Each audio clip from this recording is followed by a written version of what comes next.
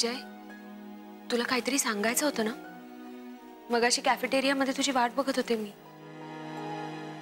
हो सॉरी, दाभोळकर सरांचं अचानक काम आलं म्हणून थांबावं लागलं.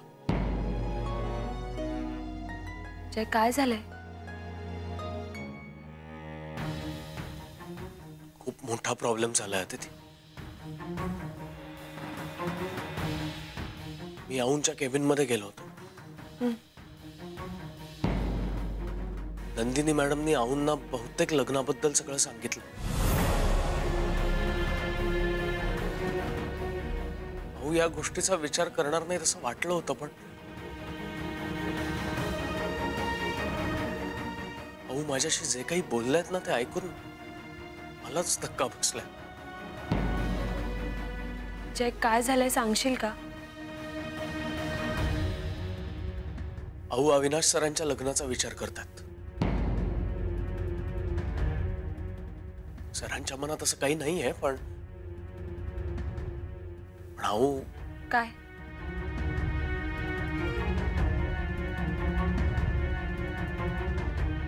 जय, काय? औंनी तुझ्या मनात अविनाश सरांबद्दल काही आहे का असं मला विचारायला सांगितलं.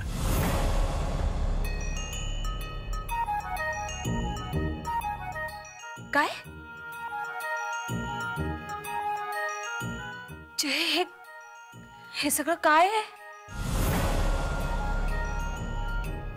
हे सगळं खूप भयंकर आहे.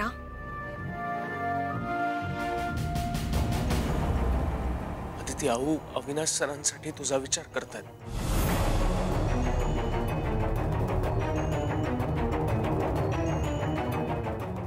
जय, मला खूप टेन्शन येत आहे. आता आता काय करायचंय? हे बघ, आपण सगळं. दाभोळकर,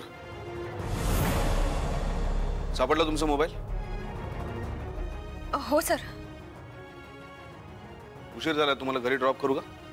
नाही, नको. उगाच तुम्हाला त्रास कशाला? त्या त्रास कसला? मी तेवढ्यासाठी वरती आलोय. मी म्हटलं घरी चाललोय, जाताना तुम्हाला ड्रॉप करेन. नाही सर, नको, मी जाईन. मिसेस जयराम, तुम्ही निघताय ना? तुम्ही त्यांना सोडताय? नाही,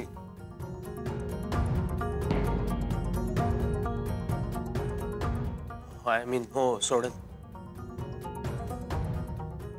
ड्रॉप कर.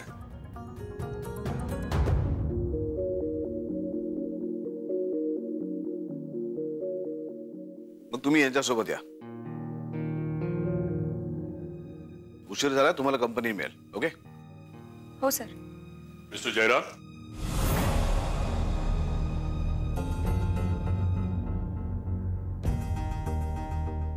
तुम्ही घरी निघालाय का?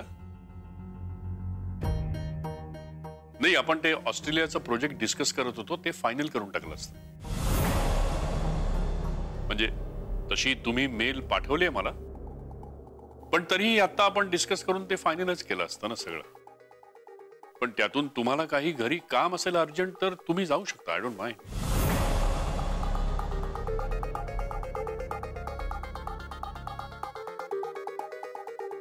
नाही सर, बोलूया आपण. दाभोळकर साहेब, तुम्ही थांबताय? येस.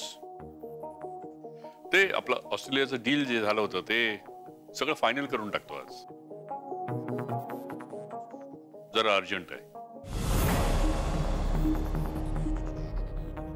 मला आणि जयरामला त्यामुळं इथं ऑफिसमध्ये थांबावं लागणार आहे.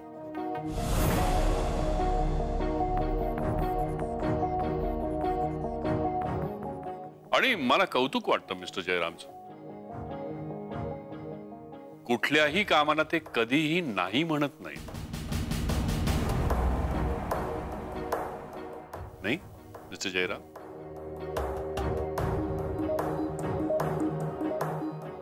Good mister Jairam.